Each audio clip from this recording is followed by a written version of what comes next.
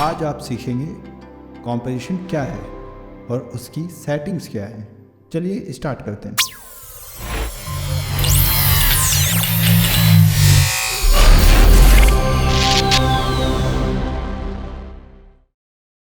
Hello, नमस्ते, सत श्री अकाल। तो कैसे हैं आप लोग? मैं अगेन आ गया हूं आफ्टर इफेक्ट्स का नया लेक्चर लेके, जो है कॉम्पोजिशन के बारे में। जैसे कि मैं आपका लास्ट क्लास में इंट्रोडक्शन आफ्टर इफेक्ट्स से करवा चुका हूं। अब जानते हैं कि ये टूल बार है, ये हमारा प्रोजेक्ट पैनल है, ये हमारा टाइमलाइन है, ये हमारा कॉम्पोजिशन और प्रीव्यू विंडो है, और यहाँ पर ये हमारा पैनल्स विंडो है। तो कॉम्पोजिशन हम एक एग्जांपल से समझते हैं, ठीक है। कॉम्पोजिशन होते क्या है? जैसे कि आप मान लीजिए एक शॉर्ट फिल्म बना रहे हैं, तो उस शॉर्ट फिल्म के लिए आपको अलग अलग सीन्स पहले शूट करने पड़ेंगे। तो ऐसे ही हम यहाँ पर एक प्रोजेक्ट बनाते हैं, ठीक है। जैसे कि हम शॉर्ट फिल्म है, हमारे लिए वो एक प्रोजेक्ट होता है। तो ऐसे हम एक यहाँ पर प्रोजेक्ट लेते हैं, फाइल पे जाते हैं, न्यू पे जाते हैं, न्यू प्रोजेक्ट। कोई चेंजेस नहीं हुआ क्योंकि हमने कॉम्पोजिशन नहीं क्रिएट किया। अगर हम यहाँ पर एक कॉम्पोजिशन क्रिएट कर लेते हैं, ठीक है, और अब मैं न्यू प्रोजेक्ट लेता हूँ, अब ये देखिए ये ऑप्शन दे देता है कि आपको इस प्रोजेक्ट को सेव करना है या नहीं करना है। तो अभी मुझे नहीं करना है, तो जैसे ही आप डोंट सेव पे क्लिक करेंगे एक नया प्रोजेक्ट वो दे देगा। तो यहाँ पर आप समझ सकते हैं प्रोजेक्ट अलग चीज़ है और कॉम्पोजिशन अलग चीज़ है। तो कॉम्पोजिशन क्यों ज़रूरी है हमारे प्रोजेक्ट में? अब जैसे कि आप कोई भी एसेट्स लेके आएंगे अपने प्रोजेक्ट से रिलेटेड, आप यहाँ पर फ़ोटोज़ इंपोर्ट कीजिए, वीडियोज़ इंपोर्ट कीजिए, इलस्ट्रेटर फाइल इंपोर्ट कीजिए, और आपका सपोर्टेड फॉर्मेट जो भी होते हैं वो इंपोर्ट कीजिए। आप इंपोर्ट कर लेंगे बट विदाउट कॉम्पोजिशन उन्हें अपने प्रोजेक्ट में यूज़ नहीं कर सकते। तो आप समझ गए होंगे कि आफ्टर इफेक्ट्स के अंदर हम विदाउट कॉम्पोजिशन कोई भी काम स्टार्ट कर ही नहीं सकते हैं। हमारे पास कॉम्पोजिशन क्रिएट करने के लिए बहुत अलग अलग ऑप्शंस हैं, तो हम उन्हें एक एक करके देखते हैं। तो फर्स्ट हमारे पास आता है स्क्रीन पर ही न्यू कॉम्पोजिशन। आप यहाँ पर क्लिक करेंगे और यहाँ पे हमारे पास ये डायलॉग बॉक्स खुल के आ जाएगा, और ये ही हमारी कॉम्पोजिशन की सेटिंग्स है जो मैं अभी आपको बताने वाला हूँ। इसको हम अभी कैंसिल करते हैं। दूसरा ऑप्शन आता है हमारा प्रोजेक्ट पैनल पे। यहाँ पर एक आइकन है क्रिएट अ न्यू कॉम्पोजिशन, यहाँ पर आप क्लिक करेंगे, अगेन सेम ऑप्शन आ जाएंगे, ठीक है। तो लास्ट हमारे पास आता है कॉम्पोजिशन, न्यू कॉम्पोजिशन, अगेन हमारे पास सेम ऑप्शन आते हैं। तो हमारे पास ये एक डायलॉग बॉक्स खुल के आता है। तो ये कॉम्पोजिशन की सेटिंग्स है। इस सेटिंग्स में क्या क्या होता है वो मैं आपको बताता हूँ। तो सबसे पहला ऑप्शन है हमारे पास कॉम्पोजिशन नेम। तो यहाँ पर आपको अपने कॉम्पोजिशन का क्या नाम डालना है वो आप यहाँ पर डाल दीजिए, ठीक है। देन हमारे पास आता है बेसिक ऑप्शन, एडवांस ऑप्शन और 3D रेंडर। बेसिक ऑप्शन में हमारे पास सबसे पहला आता है प्रीसेट्स। प्रीसेट्स में क्या है, हमारे पास ऑलरेडी दिए हुए कुछ साइजेस हैं, ठीक है। ये हमारे अलग अलग साइजेस हैं, जैसे HD में हो गया, 4K में हो गया, सोशल मीडिया हो गया, ठीक है, HD TV हो गया। तो ये अलग अलग साइजेस हैं। तो इन साइजेस को आप अपने प्रोजेक्ट के अकॉर्डिंग यूज़ कर सकते हो। और अगर आपको मैनुअली साइज एंटर करना है तो आप विड्थ और हाइट में यहाँ पर मैनुअली टाइप कर सकते हैं। तो ये पिक्सल्स में होता है। अच्छा, आपको अगर पिक्सल्स नहीं पता है तो मैं आपको थोड़ा पिक्सल्स के बारे में बताना चाहूँगा। तो आप पहले एक पेपर लीजिए और एक पेन लीजिए, और उस पेन से आप उस पेपर पे एक डॉट डालिए, ठीक है। तो उससे वो क्या, एक डॉट आएगा, तो वो डॉट एज एक पिक्सल हो गया उस पेपर के ऊपर। अगर मैं आपको कहूँ आपको एक डॉट से पूरा ए बनाना है, ए फॉर एप्पल जो होता है, ठीक है, तो आप नहीं बना सकते।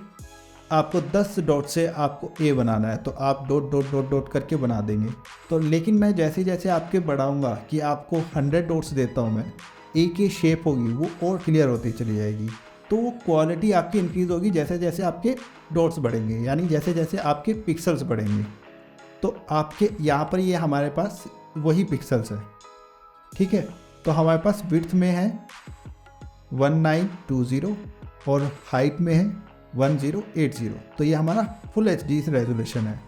तो ये ध्यान रखिएगा, जितने जितने आप पिक्सल्स बढ़ाएंगे आपकी फ़ाइल उतनी हैवी होती चली जाएगी, ठीक है। तो आई थिंक मेरे हिसाब से आपको पिक्सल समझ में आ गया होगा। तो नेक्स्ट हम आगे बढ़ते हैं, लॉक एस्पेक्ट रेशो। तो लॉक एस्पेक्ट रेशो क्या है? हम अगर जैसे कि यहाँ पे इसको लॉक करते हैं तो ये सेम एस्पेक्ट रेशो के अकॉर्डिंग, जैसे 16:9 है, उसके अकॉर्डिंग ये इंक्रीज़ और डिक्रीज़ होगा। तो वो हमारे वीडियो साइज़ में जो पिक्सल्स है वो इंक्रीज़ करेगा 16:9 के हिसाब से। तो जैसे कि अगर मैं यहाँ पर देखिए, मैंने लॉक किया हुआ 16:9 है यहाँ पर, और यहाँ पर मैं 16 पिक्सल डालता हूँ तो नीचे वाला कितना आएगा, 9।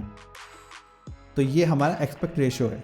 अगर मैं यहाँ पर इसको 1/1 करूँ, देखिए तो हमारा 1 नहीं होगा, हम यहाँ पर करते हैं 10/10, तो हमारा 1:1 हो जाएगा यहाँ पर पिक्सल्स।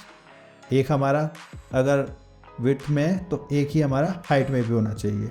तो ये एस्पेक्ट रेशो होता है, तो इसके अकॉर्डिंग ये बढ़ेगा। तो अगेन मैं यहाँ पर इसको करता हूँ 16:9, ठीक है। अगेन 16:9 हो गया, लॉक करते हैं। एंड देन कितना था हमारा HD रेजोल्यूशन, क्या होता है 1920 और हाइट 1080, ठीक है। ये हमारा फुल HD रेजोल्यूशन होता है। तो आपको आई थिंक मेरे हिसाब से ये क्लियर हो गया होगा, विड्थ में और हाइट में ये पिक्सल्स क्या होते हैं और एस्पेक्ट रेशो क्या होता है, ठीक है। देन अगेन हमारे पास आ गया पिक्सल एस्पेक्ट रेशो। तो यहाँ पर हमारे पास स्क्वायर में है, ये अलग अलग साइजेज़ हैं, आपको बता ही चुका हूँ, 2:1, ये अलग अलग साइजेज़ हैं हमारे पास। तो आप अपने प्रोजेक्ट के अकॉर्डिंग इन्हें यूज़ कर सकते हैं। तो हम स्क्वायर पिक्सल ही रखेंगे यहाँ पर, ठीक है।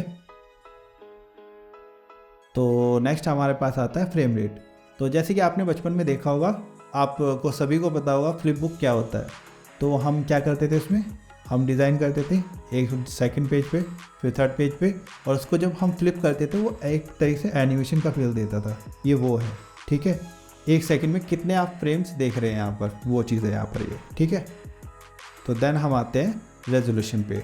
रेजोल्यूशन क्या है ये मैं आपको आगे बताऊँगा। एक्चुअली ये यहाँ वाला पार्ट है ये, ठीक है। तो ये मैं आगे बताऊँगा।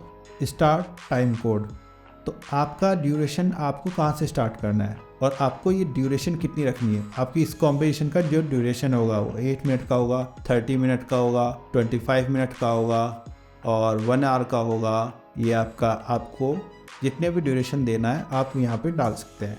बट आप ये ध्यान रखिएगा, आफ्टर इफेक्ट्स मैक्सिमम जो है वो 3 आवर्स का ड्यूरेशन ही सपोर्ट करता है। इससे ऊपर आप कोई भी वीडियो डालेंगे वो यहाँ पर सिर्फ 3 आवर्स का ही दिखाएगा, इससे आगे आप एडिट कर ही नहीं सकते हैं, ठीक है।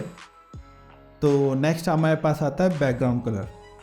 तो बैकग्राउंड कलर क्या है हमारा, तो जो हमारा सबसे पहला प्रीव्यू होगा वो हमारा बैकग्राउंड कलर होगा।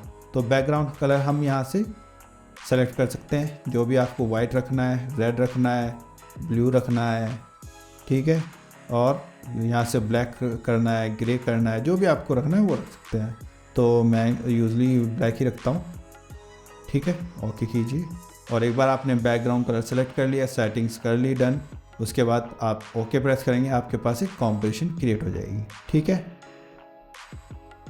आई थिंक आपको बेसिक क्लियर हो गया होगा, जितनी भी सेटिंग्स है इसकी वो आपको क्लियर हो गई होगी। और जो आगे के एडवांस और 3D रेंडर है ये हम आगे सीखेंगे।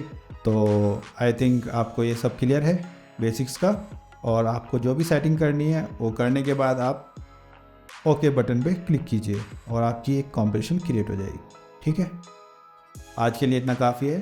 तो नेक्स्ट क्लास में आपको मैं टूल बार करवाऊँगा और टाइमलाइन एरिया करवाऊँगा, ठीक है। अगर आपको आज की क्लास पसंद आई है तो प्लीज़ सब्सक्राइब कीजिए, लाइक कीजिए, बेल आइकन ज़रूर प्रेस कीजिए, जिससे कि आपको नेक्स्ट क्लास का नोटिफिकेशन ज़रूर आए।